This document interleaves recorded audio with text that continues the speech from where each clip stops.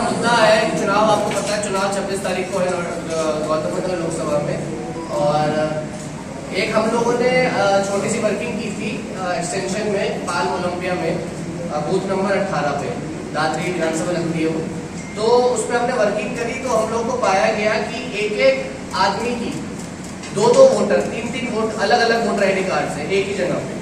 तो ये बहुत गहन मुद्दा है कि पाल ओलंपिया में 1789 वोट है 1789, जिसमें से कि भी 104 लोग के ट्रिपल वोट्स भी हैं, डबल वोट्स भी हैं, किसी के 4 वोट्स भी हैं।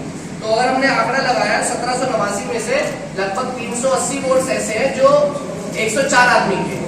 अगर वो 104 आदमी के लिए वोट डालते हैं तो एक बहुत बड़ा ये स्कैम है वोटर्स के लिए। और जो मतदाता इसमें जो बताते हैं कि हम पारदर्शी चुनाव कर रहे हैं, तो इसमें चुनाव आयोग की सरासर बिल्कुल या तो मिलीभगत है, क्योंकि बीएलओ ने क्या काम किया क्या नहीं किया, एसडीएम ने क्या काम किया, तहसीलदार ने काम क्या किया, ये बूथ में जो निरीक्षण कर रहे थे, जो बैठे हुए 2 महीने से कार्यक्रम चल रहा था।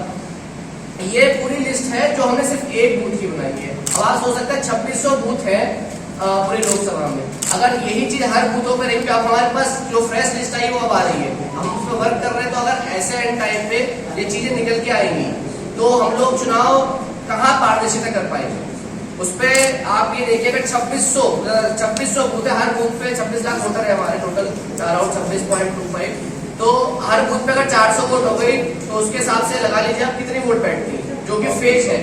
आपको मैं शुरू के एक एग्जाम्पल दिखा देता हूँ। ये अभिलाष चंद्र गर्ग है, इनके फादर्स नेम है आशमा गर्ग। इसी की दूसरी, क्योंकि अल्फाबेटिकली जब तक नहीं आएगी तब तक हम लोग को कुछ नहीं पता। अभी अल्फाबेटिकली आई है, तभी ये जो स्कैम है वोट स्कैम ये उजागर हुआ है। एक ही आदमी के 2 वोटर आईडी कार्ड NDT 54164682 उसी अभिलाष चंद्र का FJF 2803773 ऐसे एक पेज पे 3-4 अभिषेक देव, अभिषेक तिवारी 3 वोट्स। और आगे इसमें एक जगह कहेंगे 3 वोट्स भी है, 3 वोटर आईडी कार्ड। अगर आप कहते हैं मिस प्रिंटिंग है तो नाम की मिस प्रिंटिंग हो सकती है, वोटर आईडी कार्ड सेम होने चाहिए थे कि भैया गलती हो गई, नाम की मिस प्रिंटिंग है दबा। लेकिन वोटर आईडी कार्ड ही एक ही फ्लैट पे 3 voter ID card, 4 voter ID card. ये एक बहुत बड़ा स्कैम है जो या तो शासन प्रशासन के नजर में है और उसको अवॉइड कर रहे हैं। इसलिए हमने ये प्रेस कॉन्फ्रेंस बुलाई है ताकि हम ये एक बूथ की आपको स्थिति बता रहे हैं कि जो 26 तारीख को चुनाव अगर ऐसी स्थिति में होगा तो क्या ये पारदर्शिता चुनाव होगा। क्योंकि हम लोग चुनाव आयोग से भी हमने स्पीड पोस्ट कर दिया है, चुनाव आयोग को भी और मुख्य निर्वाचन अधिकारी को भी और भारत राज्य मुख्य चुनाव आयोग को भी हमने स्पीड पोस्ट के माध्यम से, रजिस्टर्ड स्पीड पोस्ट के माध्यम से तीनों को चिट्ठी जारी कर दी है इस पूरी कॉपी के साथ।